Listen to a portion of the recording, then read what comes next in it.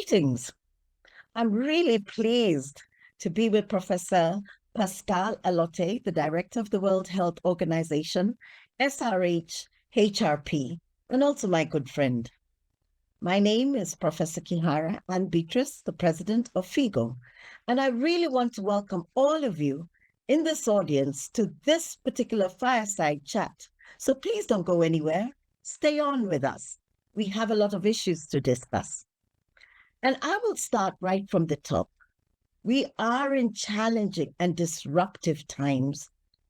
When we look back to COVID-19 and what it did to us globally, socioeconomic downturn, children were locked up.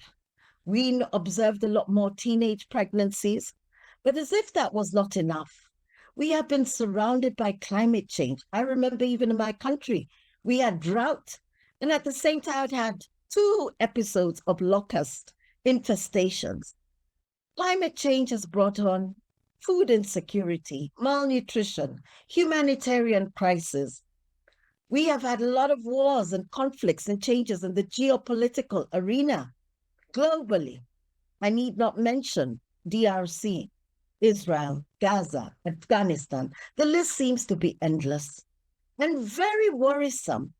We also have non-communicable diseases at epidemic proportions, and even communicable diseases, particularly in LMICs, still persistent and prevailing.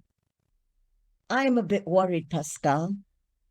We have had efforts really put in to address maternal and perinatal morbidity and mortality. But looking at the SDGs, less than 6 years to go. And the fact that it is still looking like we're either plateauing and in some cases increasing. I don't know where we are going when I think of the SRHR agenda. And as if that's not even enough, backlash that is beginning to be experienced by us as we try to really forge and foster to saving more lives. Maybe, Pascale, as our partnership between WHO and FIGO, what makes this relationship even more valuable today? Thank you, Anne. And first of all, can I say I am honored and delighted to have this conversation with you. Just to let you know, this is for the audience. I first met Anne at the PPH Postpartum Hemorrhage Summit in Dubai last year. And I was just totally blown away by her passion and heart and intellect. And it really is a true privilege for WHO through the Departments of Sexual and Reproductive Health and Research, SRH, HRP, and the maternal, newborn, and adolescent health departments for us to be deepening our relationship at this time for all of the reasons that you have very clearly articulated. Sexual and reproductive health and rights is under threat. I mean, it's not as if it's new. A lot of the threats specifically to the area are new. I think we just happen to have the perfect storm with all of the geopolitical issues that you have raised, all of the kind of the gut reactions to the COVID pandemic, and in spite of the rhetoric of solidarity, the real wave of nationalism and populism that we saw coming through. I think for us and for you and for this partnership, the really important message is that we still have a job to do, and we just have to forge on and do it together. So just to respond very directly to your question, though, WHO is responsible for providing leadership on global health matters, shaping the health research agenda, setting norms and standards, and articulating evidence-based policy options, providing technical support to countries, and monitoring and assessing our health trends. We develop evidence-based guidelines and protocols for prevention, diagnosis, treatment, and management. And these guidelines are used by countries to shape their national health policies and practices. And we also establish the technical standards for health interventions, medical devices, pharmaceuticals, and diagnostics, and so on, to ensure safety, quality, and efficacy. but we can't do this on our own. It's not possible. That is really not the way we do business. The guidelines are developed with the participation of external technical experts who constitute the impartial guidelines development group and external observers to the process and to represent different constituencies and stakeholders. So FIGO have long participated as observers to provide real-world feedback to these technical discussions, with particular focus to acceptability and feasibility of interventions in different clinical settings. And this context is absolutely critical towards promoting the dissemination and uptake of new recommendations amongst the members of FIGO. And we have to keep the viewpoint of FIGO members, the obstetricians and gynecologists who provide the hands-on care, in order to ensure that anything that we do is relevant. So this is the absolute bottom line. If we do nothing else, this relationship is absolutely key. And we welcome and value the WHO FIGO partnership. Most recently, we have together focused our attention on 3 particular areas: postpartum hemorrhage, which is where I met you. I really was blown away. I can't say that enough. Contraception and safe abortion care and access, and cervical cancer, HPV testing and vaccination. We rely on FIGO to disseminate and advocate for WHO recommendations to member societies, and to strengthen adoption of the WHO guidelines and best practices, and to advocate and provide training on WHO recommended interventions to enable implementation and scale up of our evidence-based practices. Great. I will add a stanza or a line and say, we really as FIGO tend to be the guidelines to the bench and the bedside. And I really value our collaborative affiliation and the fact that you have had us for many, many years, non-state actor, in the abbeys or in the wings, but really bringing the practice, the priorities, our context as we see them, even from our nations, which vary very immensely. But I thank us because we have high-income countries, middle-income countries, low middle-income countries, and really low-income countries, all represented through the FIGO outfit. The science is there. And we have the scientific committees, where currently we have about maybe 225 volunteers providing their soundness in the different facets of the science. And I even recognize in WHO, the way you have divided the HRP similarly speaks to that symbiosis and synergies that we bring to the table. I will turn a little bit and ask another question. FIGO, WHO, we are now being challenged with the word decolonizing the space. What does this really mean to you? Because I also feel that a lot of people think of it like it's a historical, political arm to it. What really is it to this audience so that we can have an in-depth understanding together? So I'm not going to launch into a lecture on decolonization, but absolutely bottom line is the idea that a lot of what we do in terms of the evidence and knowledge and so on is focused in a unidirectional way, and that there is expertise that is given to. I think what the whole issue around decolonization as it relates to the work that we do is recognizing and being very aware of this power imbalance, having a huge dose of humility to recognize that it is that we are nobody without the people that we work with, and that we need to find ways of breaking this down. If for nothing else, we're recognizing that we're getting nowhere with the approach that we're taking, and it is about a rebalancing of the power.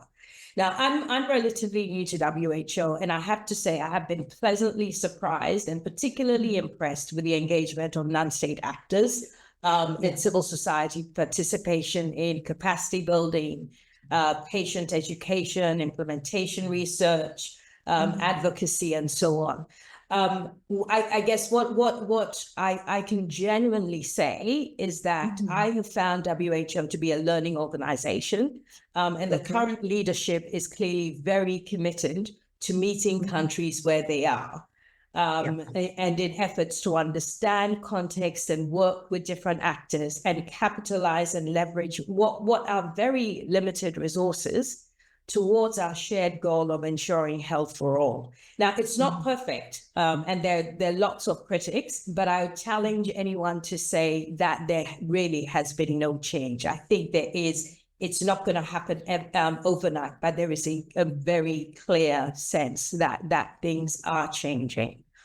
And after years of working together and having FIGO initially, and I'd mentioned as observers, we are, and this is why I say that things are changing. We are now at a stage where we are collaborating on developing guidance together. This is unprecedented. And it is on critical topics like postpartum hemorrhage in particular. It's the first time. This guideline is planned as a joint effort between FIGO, WHO, and the International Confederation of Midwives. And for the first time, WHO and professional organizations are working on this maternal health issue, and we will publish this guidance together with technical input from the members of these professional organizations, expanding the pool of experts representing low and middle income countries as well. So the whole process ensures that we can be inclusive without compromising on the quality and the rigor of the output. We have really exciting collaborations with, as I mentioned before, the International Confederation of Midwives, International Pediatrics Association, and of course with FIGO. And in-house, the Partnership for Maternal, Newborn and Child Health, the MNCH, and the Implementing Best Practices, the IBP network, also contribute to an extensive network on which we can draw for listening, for learning, for sharing, and disseminating. And it's important that we look beyond maternal health as well in this particular endeavor. And so our FIGO collaboration also includes activities that are outside purely maternal health and PPH, as I've mentioned before, to also include contraception and fertility care. The chair of the FIGO Contraception Committee was involved in the Family Planning Accelerator Bottleneck Analysis, the BNA, which is a working group of WHO. And as a member, she reviewed core protocols and modules. She communicated back to inform the finalization of the tools and support to WHO to identify key stakeholders in the states where the analysis was going to be conducted. And this was also a joint effort with FP 2030. It also includes our work on the provision of safe abortion care, because the reach of FIGO amplifies the work of WHO. FIGO has helped with providing training on the WHO abortion care guidelines to member societies involved in advocating for safe abortion, Advocating for Safe Abortion project, which includes communities of practice across 30 African countries. It has been involved in virtual training with African Francophone societies and in person with African Anglophone societies, and follow-up support and guidance. FIGO's promotion of all of WHO's webinars and products it resulted in this information being communicated to 139 FIGO member societies, as well as social media followers and newsletter recipients. We work together on cervical cancer, which is one of the most preventable cancers affecting women, particularly, again, in low and middle income countries. And FIGO member societies are disseminating and training on WHO guidelines and screening and pre-cancer treatment. Your work is I could go on and on, but really, really totally appreciate that we wouldn't have half the impact that we have without this collaboration with you. It sounds very exciting, and sometimes I even wonder, is that really us? But It is I have a statement here to say, our networks are our net worth. And I think really the collaborative spirit, and particularly reaching us to the last mile, I think really should be the essence of why we're talking about decolonizing. Everybody must have touch base. Primary health coverage, universal health coverage, the vulnerable and marginalized should not be excluded. And in fact, when I read more intently on the decolonizing agenda, it's really about equity. Equity and just futures, the justice that relates to reproduction, the justice that relates to social justice, and I dare say even intergenerational. Indeed. Everybody needs to get a piece of that cake. And looking at the economics, the politics, the culture, the knowledge system, you've alluded to it. I was saying earlier on that even learning, how to use the computer differently for the learning management system of webinars, podcasts, and hybrid congresses, the list goes on and on. But I think it has catapulted both WHO and FIGO and other like-minded stakeholders to really have a relook at how do you disseminate to really get to the last mile. In addition to that, what kind of initiatives and programs are you actually setting up? I must be candid. For the longest, it was high-income countries moving southbound. But we're now even beginning to agitate.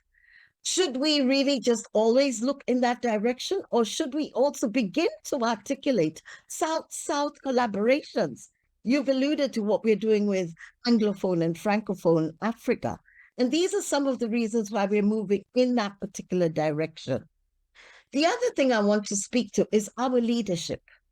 And the leadership looking at WHO and looking at FIGO, and what is really the theory of change in that space. So FIGO recently even started something we're calling Leadership Reach, the Leadership Development Initiative, and where you're removing barriers, having effective access and coverage, working very, very closely with ministries of health, not just at the policy level, but even at the programmatic level, but not overlooking that all we're doing is trying to give a better footstool for the patients coming to see us, and therefore highly engaging with CSOs and even directly with the communities. And I dare say, Pascale, one thing that I'm always very keen about is our accountability to those we serve.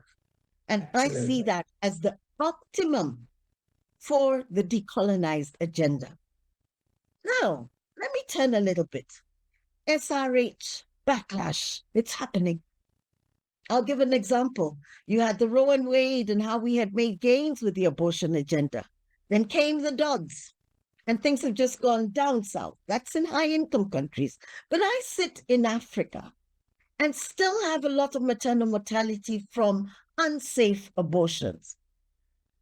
Where should we really visualize ourselves going in the face of the backlash? You talk about teenage pregnancies and the fact people still don't want us to talk about comprehensive sexual education, let alone safe sexual practices, let alone use of contraception amongst this age group.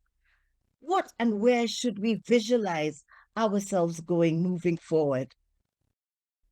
Interesting question, and it is. I mean, we're having this conversation at a time when I'm feeling particularly bruised about the backlash against the agenda. As I say, it's not new. We are at a point where we perhaps we need to do a little bit more active listening as well. Yeah. I think there are a number of ways of tackling it. There is no point us doing more of the same, or amplifying and just saying what we continuously say louder in the expectation that there will be change. So I do think that as a way of moving forward, we do need to listen. And I think the running theme throughout this discussion is really about that, the equalizing the voices and addressing equity and justice and so on.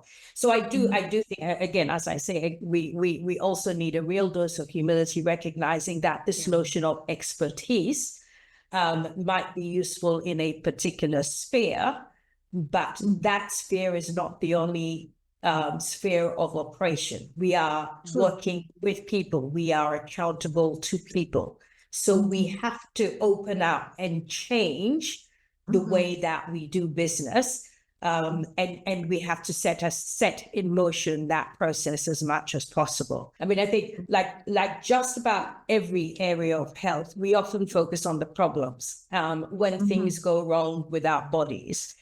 If we just focus on sexual and reproductive health, or that whole area, it is complicated by the fact that sexual health, the sexual health bit, let's put reproduction aside for a second, just the sexual health bit is fundamental to who we are.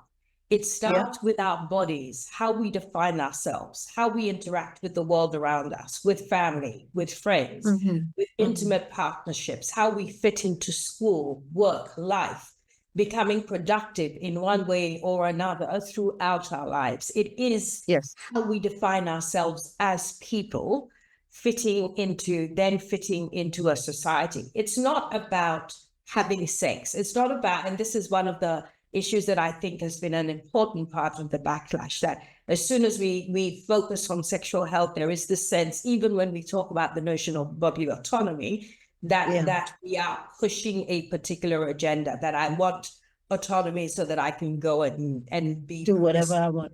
That is not what it is about. It is more than any other area about. And if we get the fundamental bits wrong cumulatively across the life course in terms of sexual health, if rights are not protected, if there are any violations, the effects are cumulative over time. And for this reason, we think it is really important to promote comprehensive sexual and reproductive health across the life course, not splitting it into, we're just looking at maternal mortality, or we're just, all of those issues are part of a cumulative life experience. And so we have to see these as an integrated package. So comprehensive sexual and reproductive health and rights are essential to achieving the right to health, and are a cornerstone for sustainable development, economic prosperity, and peace. And the sooner we begin to move outside of the kind of straight-jacketed way of thinking about disease and people and so on, the sooner we can actually begin to see how we can overcome some of these resistance issues and demystify what it is we are trying to work with people on in terms of proving health for all and enhancing access to health for all. So amidst multiple interlinked global crises, protecting and promoting comprehensive sexual and reproductive health and rights across the life course plays a crucial role in building population resistance at individual, community, subnational, and national levels. And even in the most challenging environments, governments can prioritize sexual and reproductive health because it is about people's lives. We're living beings, regardless of whatever else is happening around us. This is fundamental. It's absolutely the most fundamental, I would argue, in terms of the right to health. And in the ways that we promote rights and progressing steadily towards realization. And again, going back to FIGO, professional organizations working in sexual and reproductive health, specifically FIGO, have a critical role to play throughout the life of a woman, ensuring access to appropriate information and services at different points. We know that sometimes the only stable and consistent healthcare that a woman receives is through her obstetrician gynecologist. And therefore, obstetrician gynecologists have an enormous influence on the knowledge that any woman might have on sexual and reproductive health, her rights to autonomy, gender equality, as part of her access to universal health coverage.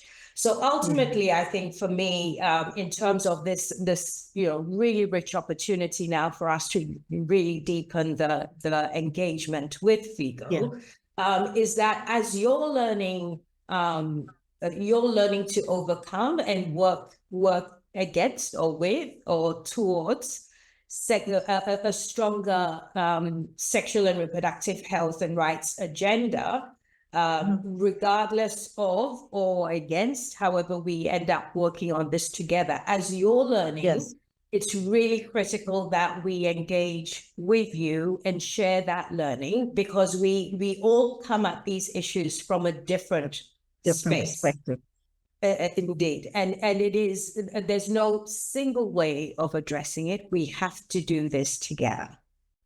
Oh, great. Now, I'm hearing a lot of buzzwords, but I really want to pick you up on the Sustainable Development Goals. And really, I've categorized it into 4 or 5. People, the centrality of people, the planet we live in, and how do we secure that this planet continues to thrive? The other thing is peace and security, and we can see what's happening with the humanitarian crisis surrounding us. And partnerships, which we've alluded to at the beginning of this fireside. But I want to add one, the progeny, the offspring. And when I think through SDGs, I really see the centrality of women, children, adolescents.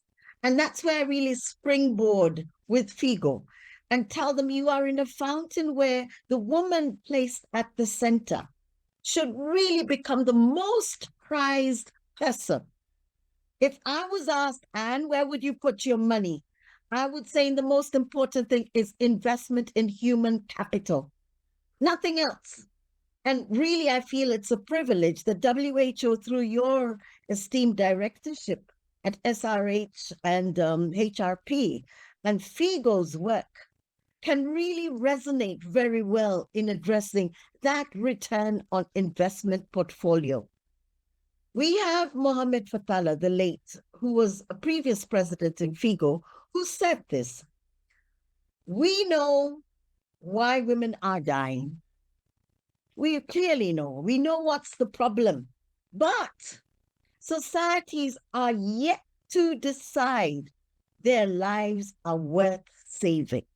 And to me, it just sits with the magnanimity in my heart that there's so much we should be doing and so much more focus and empowerment on particularly women to make that difference.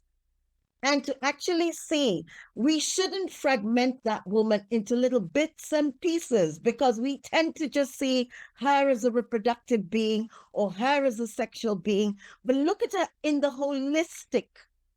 Again, I keep on falling back to quotes from people. Educate a woman. You'll have educated not just the community, but a nation. And I'll even say beyond the nation, the globe. But is that really happening in reality? SDGs, I think, have been coined really to actually address the holistic approach and the multi-sectoral approach.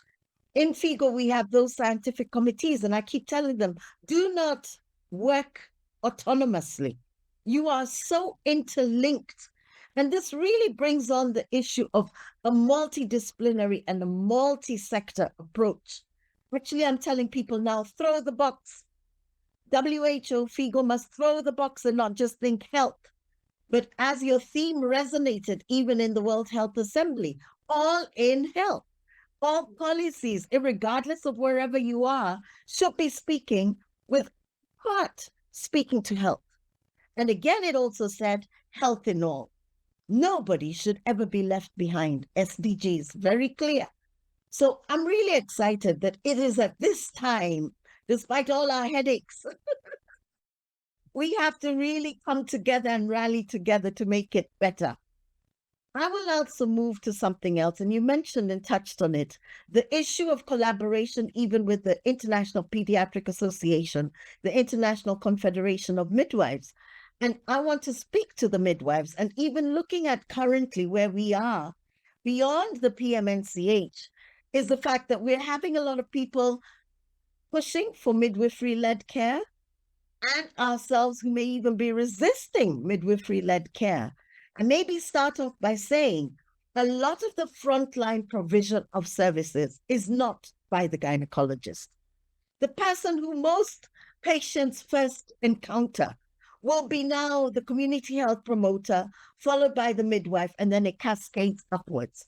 What's really most important, if you ask me, is how can we synergize the agenda that speaks to the one common person, the human resource capital, with healthy women, healthy babies?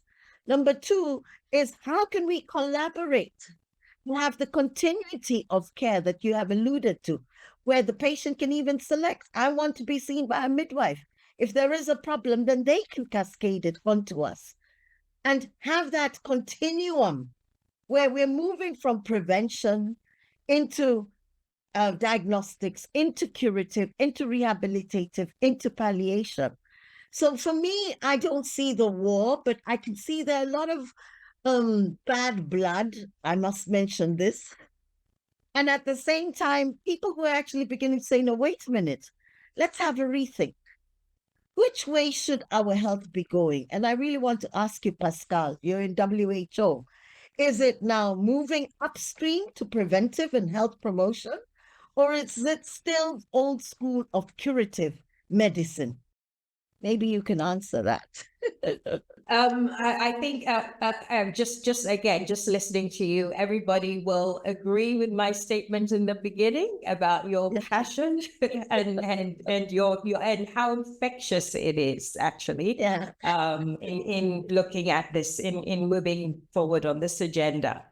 I also wanted to just make a comment on your interventions before, that I think for all of us, I think that the change, the sea change, is really recognizing that we have to come outside of our shells, of the way that we work. We can produce all of this evidence. We can have the right FIGO pipeline, and to get it to the ministries of health or to other practitioners and so on. But ultimately now, I think what is becoming very obvious is that we recognize that the work that we're doing is not landing in a vacuum. It is landing in a very complex world with people with real problems, and we can't continue to operate without engaging across sectors, as you say, without engaging with, at some level, small p for me in WHO politics, but for you and for our other partners. And this in fact reinforces again the reason that the non-state actors and formal partnerships are so important with WHO. In terms of the human capital question, I think this it's again a natural conversation that I should be talking to an OBGYN with myself as a midwife. Which great. So it is, yes. We're walking the talk already. Exactly. Which is excellent. And then on the final piece, WHO has just, at the World Health Assembly, just had approved the new, effectively the strategy for WHO, which is GPW14, translates to Global Program of Work, the 14th one so far. And in that process, again, for the first time, there was a global consultation on the development of GPW14. I think the team that were responsible for drafting the document and actually bringing it all together, deserve a medal, because there were so many. It was the first time that WHO had really engaged in a very wide consultation to get inputs into the document. And that has now been approved by the World Health Assembly, which is the governing body, and we are going to move into the next phase of how to operationalize that and look at the indicators and so on. It is definitely not working to a standard kind of way of doing business, and it's working across protect, provide, promote, which ensures that we have all of we bring in the global health security agenda, and that we are much more prepared as a global community, that we strengthen our health systems in order to be able to deliver, and that we still have a very strong health promotion agenda as well. So all of this, I think, and all of this requires that even in the way that we do business internally, there is a much more integrated 3 levels of WHO. So it's not just what we do in, what's done in the payload corridors of Geneva. There is a really core, very strong mandate for what the HQ team does. Recognizing that at our regional offices and our country offices are where rubber hits the road, and that needs to be a much more seamless, stronger one with the inputs of all our stakeholders, with the civil society or commission, again, a new body that's been formed, with our professional associations and so on, all come together. So it is, I think you will see that things are changing, that there is a real move for us to become much more relevant and much more responsive, and engage collectively in the leadership that that WHO is supposed to be providing towards health role. Pascale, I could continue listening to you the whole day, but as busy girls and ladies who are in leadership, give me your closing remarks. What do you reflect, even having spoken for the past, 1 hour? Yeah. What do you, if I was to throw you into a little bubble and say, Pascale, just give me one thing you want us to take home, or one intervention you'd want us to do. Or maybe let me make it 2. Make it 2. I don't think I am very reluctant to be reductionist. But what I would like to really, I guess, emphasize is the importance of comprehensive sexual and reproductive health across the life course. That we continue to see this as a critical issue to saving lives. It's not. We keep talking about the sensitivities, and all. It is about saving lives. It's about ensuring healthy lives. It's about recognizing that we can all fulfill our potential better if we are healthy, if we have access to the right sorts of information, if we have access to the services that we require, and so on. And we have to do this together. We have to strengthen partnerships. We have to build the coalitions that will allow us to do this, and we have to all work towards a world in which human rights are protected for all, and that we can all fulfill our potential as members of this human community that we all live in. Great. I will add mine. I have 2 big ones. I have been grappling for a long while now, and also being in academia. Am I really generating health professionals that are fit for purpose? From the clarion call of the challenges and disruptors, and I believe they're going to continue. What can we do to reshape our curriculum, our knowledge, and our evidence synthesis so that we are relevant? And as we speak more and more to multi-sector engagement, maybe that's an area we need to really focus, the 2 of us. How do we make them fitting in and being able to actually provide services, knowing it's no longer just the mechanical, technical expertise, but there's a lot of global public health that now needs to be integrated into their learning system. The second one, and this one I must say,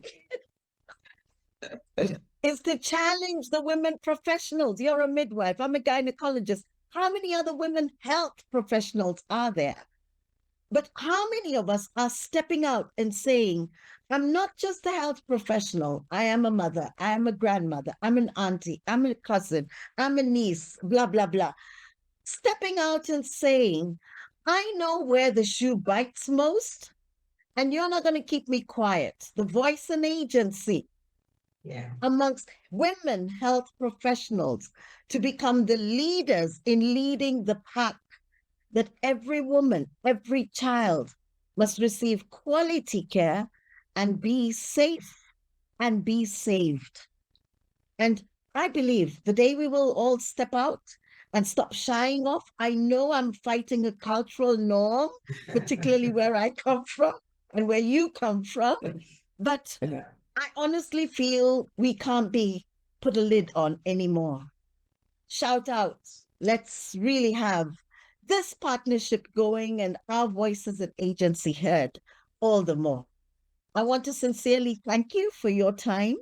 And I really look forward maybe to another episode where we can dive a little bit deeper and really begin to dissect SRHR and where are we going with the backlash.